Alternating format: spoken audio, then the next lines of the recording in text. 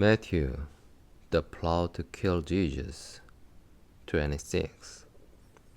When Jesus had finished saying all these things, he said to his disciples, "As you know, Passover begins in 2 days, and the Son of Man will be handed over to be crucified."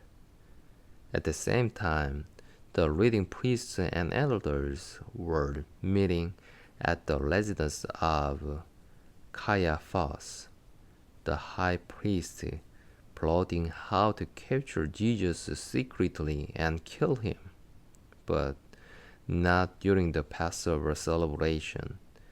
They agreed, or the people may riot. Jesus anointed at Bethany. Meanwhile, Jesus was in Bethany at the home of Simon, a man who had previously had leprosy.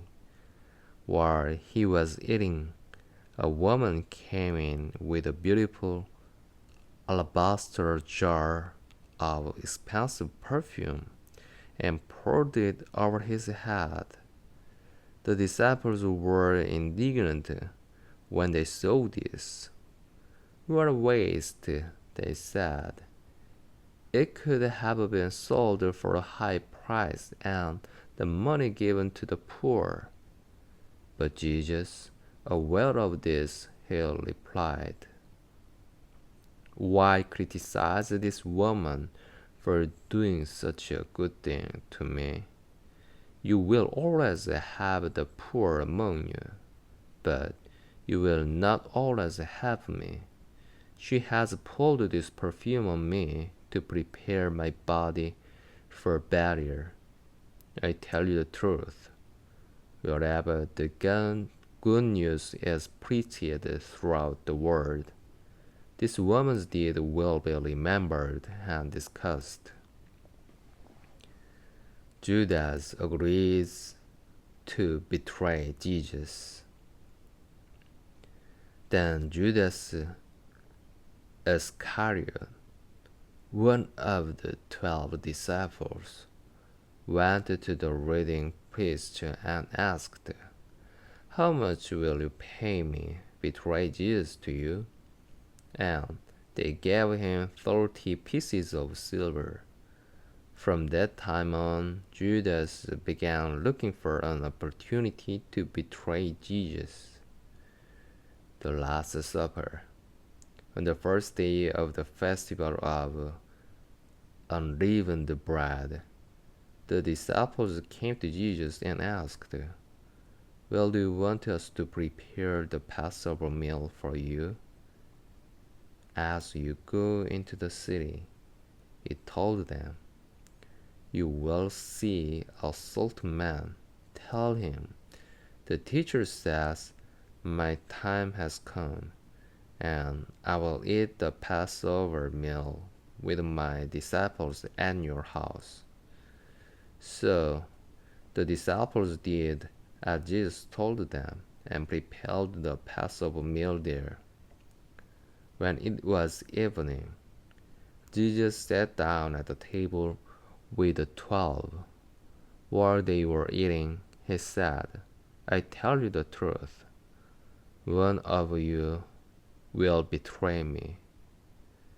Greatly distressed, each one asked in turn, "Am I the one, Lord?" He replied, "One of you who has just eaten from this bowl with me will betray me. For the Son of Man must die, as the Scriptures declared long ago. But how terrible it will be for the one who betrays him. It would be far better for that man if he had never been born."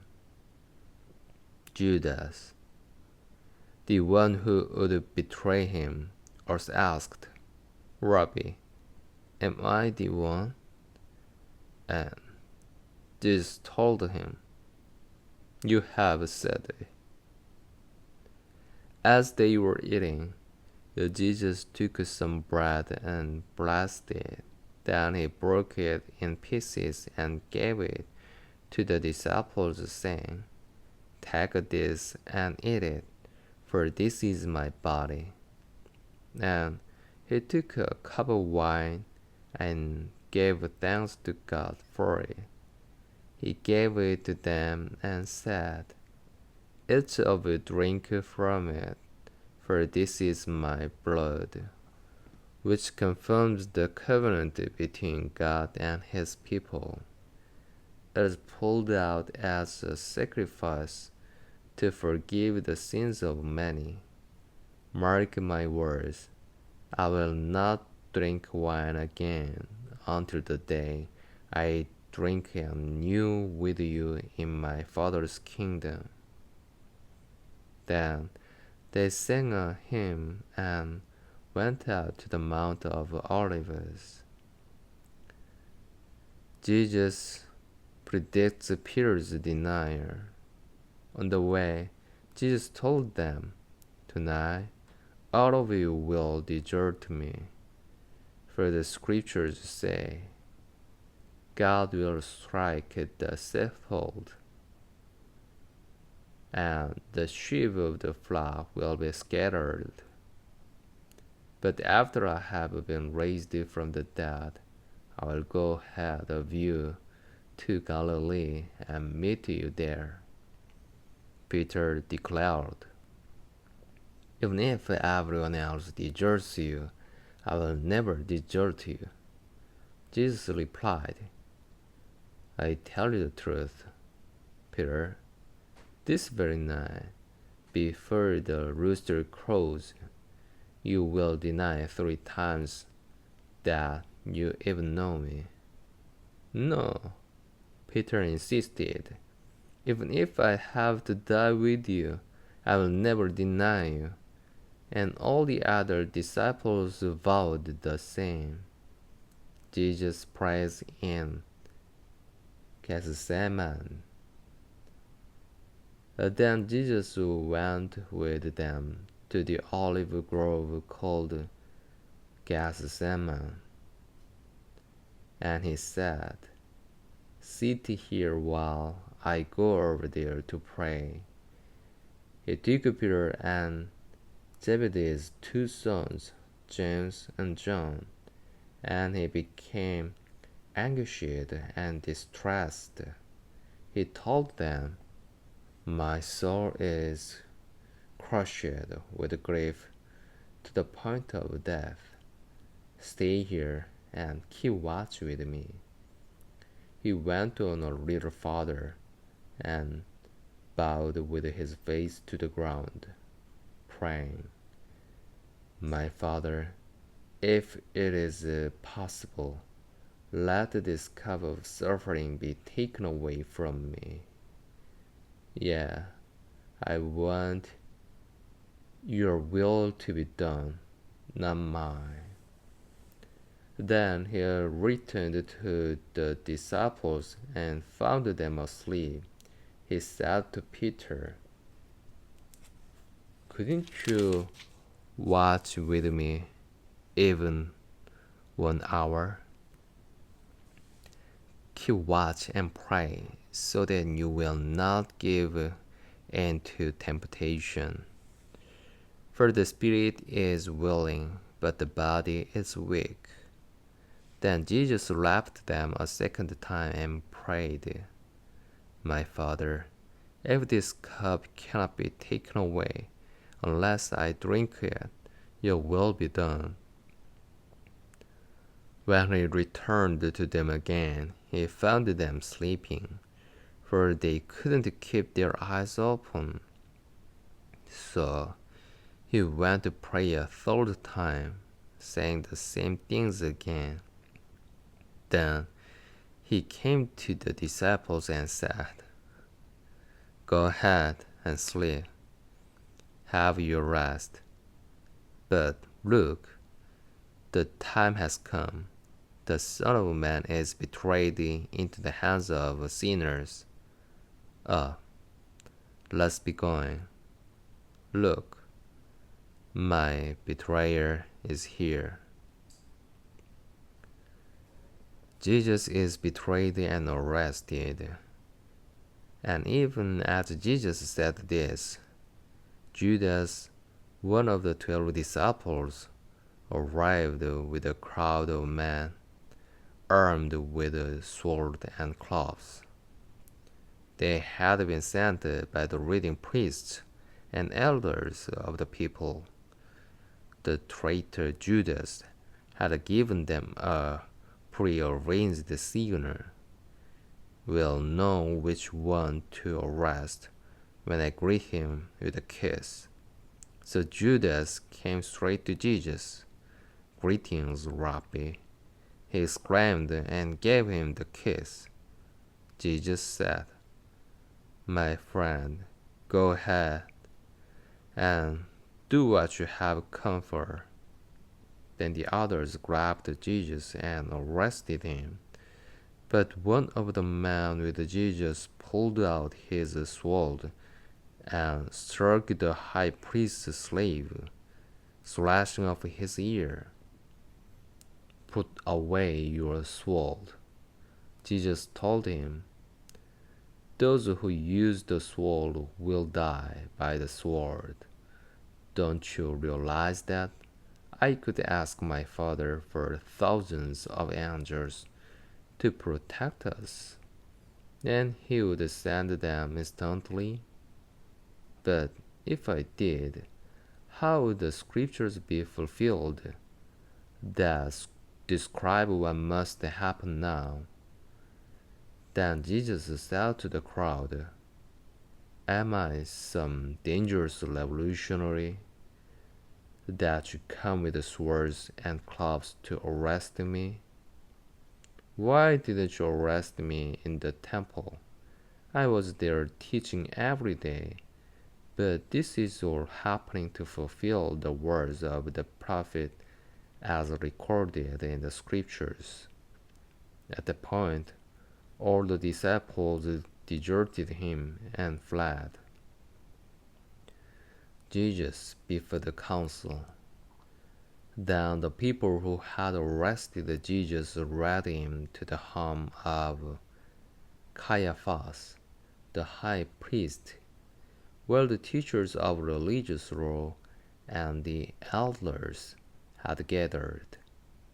Meanwhile, Peter followed him at a distance and came to the high priest's courtyard.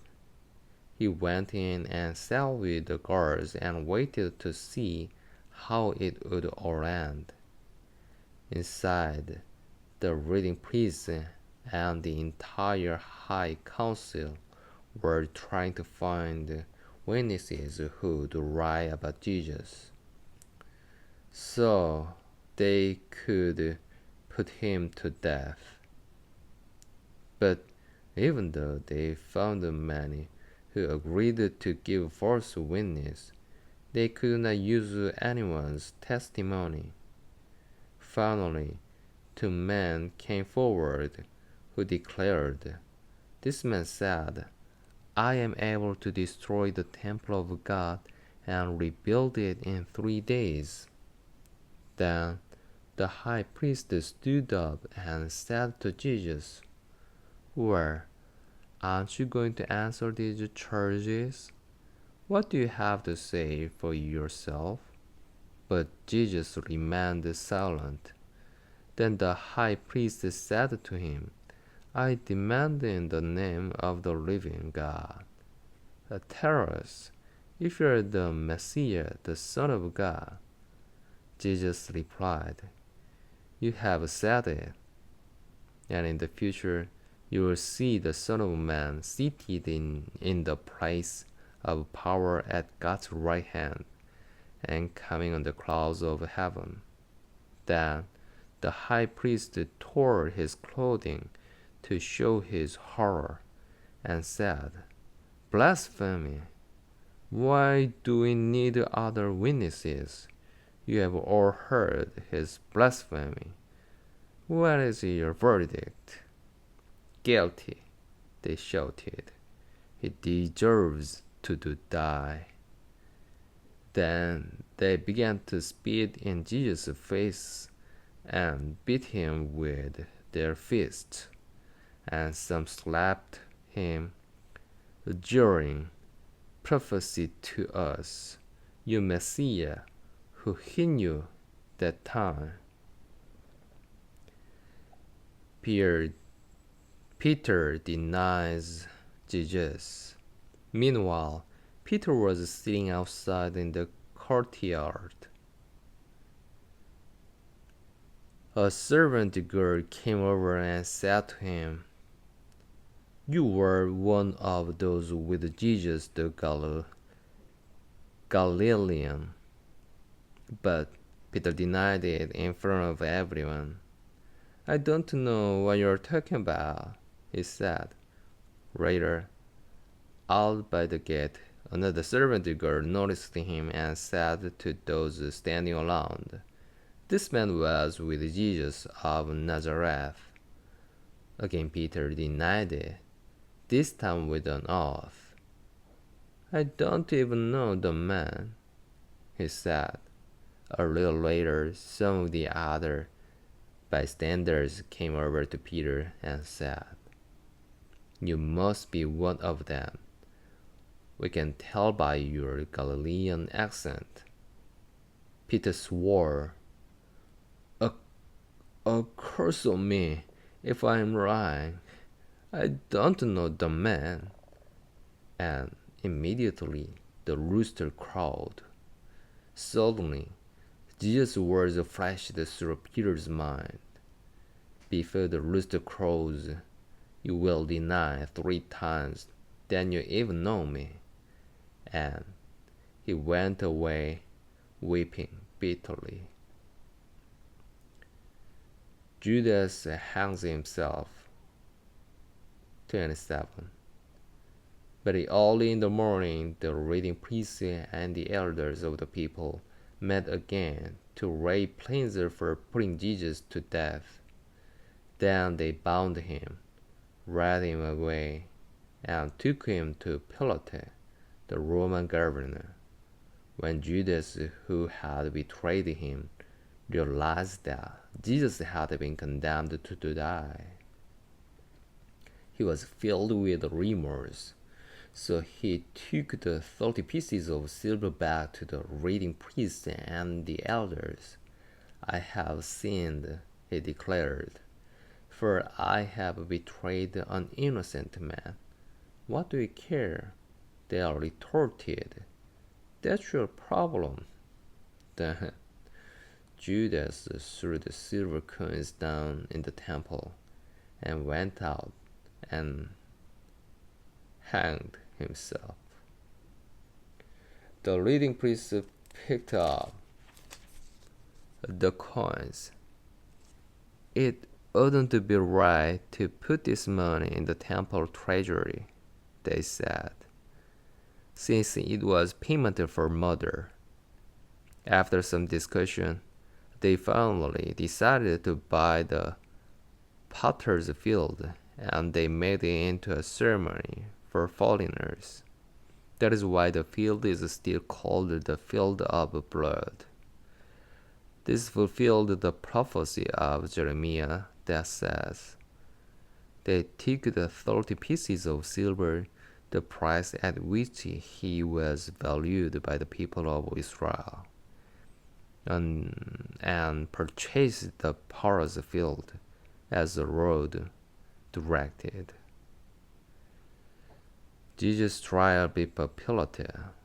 Now, Jesus was standing before Pilate, the Roman governor. "Are you the king of the Jews?" the governor asked him. Jesus replied, "You have said it." But when the leading priests and the elders made their accusations against him, Jesus remained silent. "Did you hear all these charges they are bringing against you?" Pilate demanded, but Jesus made no response to any of the charges, much to the governor's surprise. Now, it was the governor's custom each year during the Passover celebration to release one prisoner to the crowd, anyone they wanted. This year, there was a notorious prisoner, a man named Barabbas. As the crowds gathered before Pilate's house that morning, he asked them, "Which one do you want me to release to you, Barabbas or Jesus, who is called the Messiah?" He knew very well that the religious leaders had arrested Jesus out of envy. Just then, as Pilate was sitting on the judgment seat, his wife sent him this message: "Leave that innocent man alone. I suffered through a terrible nightmare about him last night." Meanwhile, the leading priests and the elders persuaded the crowd to ask for Barabbas to be released and for Jesus to be put to death. So the governor asked again, "Which of these two do you want me to release to you?" The crowd shouted back, "Barabbas." Pilate responded, "Then what should I do with Jesus, who is called the Messiah?" They shouted back, "Crucify him." "Why?" Pilate demanded. "What crime has been committed?" But the mob roared even louder, "Crucify him." Pilate saw that he wasn't getting anywhere and that a riot was developing. So he sent for a bowl of water and washed his hands before the crowd, saying, "I am innocent of this man's blood. The responsibility is yours."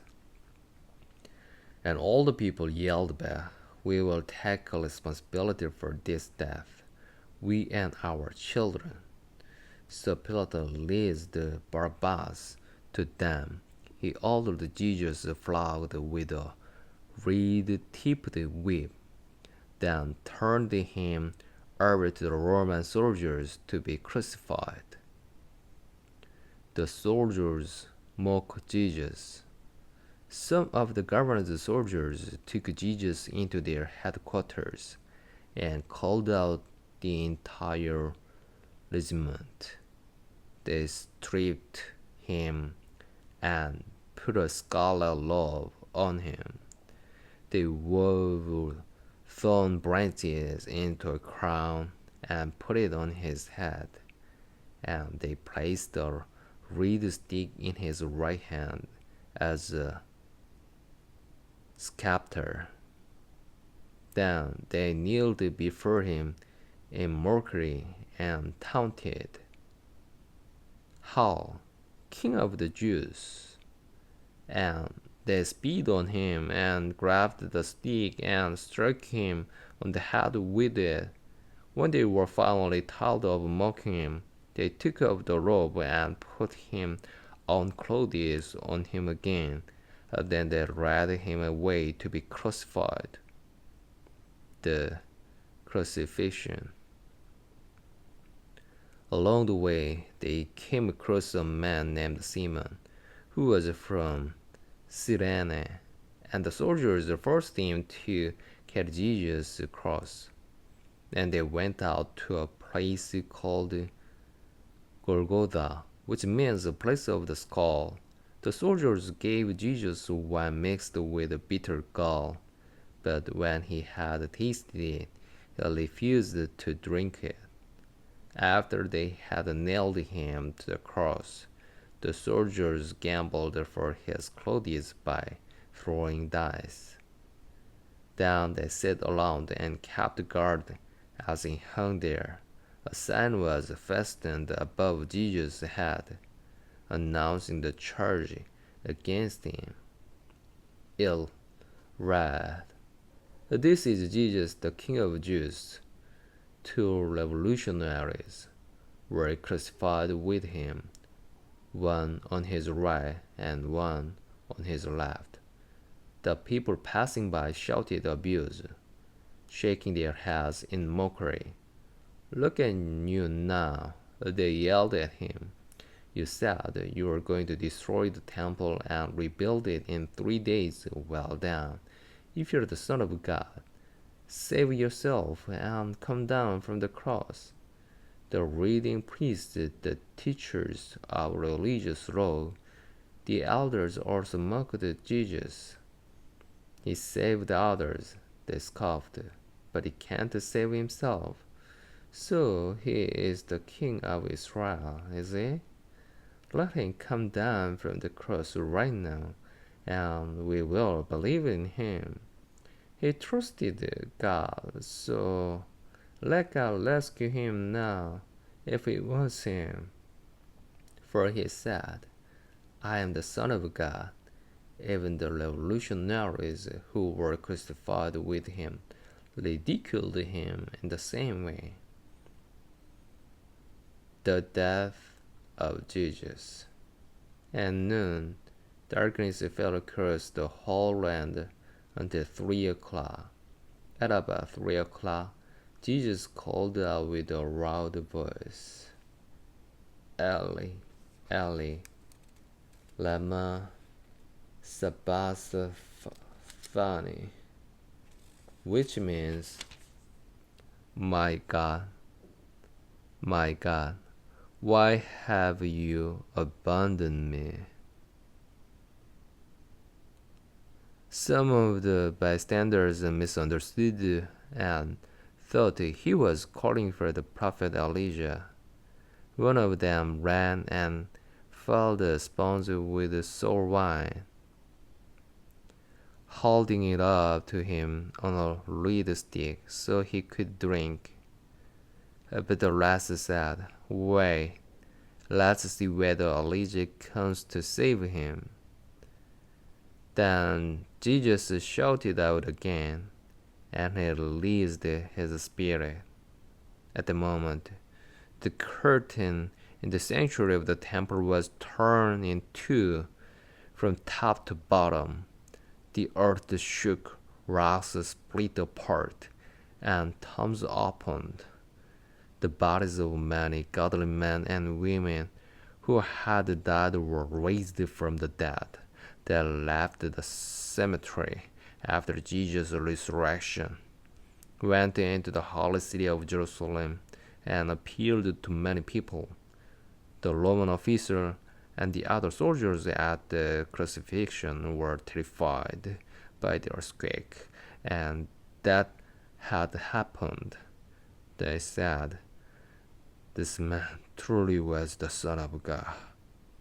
And men and women who had come from Galilee with Jesus to care for him were watching from a distance. Among them were Mary Magdalene, Mary, the mother of James and Joseph, and the mother of James and John, the son of Zebedee. The burial of Jesus. As evening approached, Joseph, a rich man from Arimathea, who had become a follower of Jesus, went to Pilate and asked for Jesus' body, and Pilate issued an order to release it to him. Joseph took the body and wrapped it in a long sheet of clean linen cloth. He placed it in his own new tomb, which had been carved out of the rock. Then he rolled a gray stone across the entrance and left. Both Mary Magdalene and the other Mary were sitting across from the tomb and watching. The guard at the tomb. The next day, on the Sabbath, the reading priests and Pharisees went to see Pilate. They told him, "Sir, we remember what that deceiver once said while he was still alive. After 3 days I will rise from the dead." So will request that you seal the tomb until the third day. This will prevent his disciples from coming and stealing his body and then telling everyone he was raised from the dead. If that happens, we'll be worse off than we were at first. Pilate replied, "Take guards and secure it the best you can." So they sealed the tomb and posted guards to protect it. The Resurrection 28. Early on Sunday morning, as the new day was dawning, Mary Magdalene and the other Mary went out to visit the tomb. Suddenly, there was a great earthquake, for an angel of the Lord came down from heaven, rolled aside the stone, and sat on it. His face shone like lightning, and his clothing was as white as snow. The guards shook with fear when they saw him, and they fell into a dead faint. Then the angel spoke to the women. "Don't be afraid," he said. "I know you are looking for Jesus, who was crucified. He isn't here. He's risen from the dead, just as he said would happen. Come, see where his body was lying. And now go quickly and tell his disciples that he has risen from the dead, and he is going ahead of you to Galilee. You will see him there. Remember what I have told you." The women ran quickly from the tomb. They were very frightened, but also filled with great joy, and they rushed to give the disciples the angel's message. And as they went, Jesus met them and greeted them, and they ran to him, grasped his feet, and worshipped him. Then Jesus said to them, "Don't be afraid. Go tell my brothers to leave for Galilee, and they will see me there." The report of the guard. As the women were on their way, some of the guards went into the city and told the leading priests what had happened. A meeting with the elders was called, and they decided to give the soldiers a large bribe. They told the soldiers, "You must say, 'Jesus' disciples came during the night while we were sleeping, and they stole his body.' If the governor hears about it, we'll stand up for you so you won't get in trouble." So the guards accepted the bribe and said what they were told to say. Their story spread widely among the Jews, and they still tell it today. The Great Commission. Then the 11 disciples left for Galilee, going to the mountain where Jesus had told them to go. When they saw him, they worshipped him, but some of them doubted. Jesus came and told his disciples, "I have been given all authority in heaven and on earth. Therefore, go and make disciples of all the nations, baptizing them in the name of the Father and the Son and the Holy Spirit. Teach these new disciples to obey all the commands I have given you, and be sure of this, I am with you always, even to the end of the age."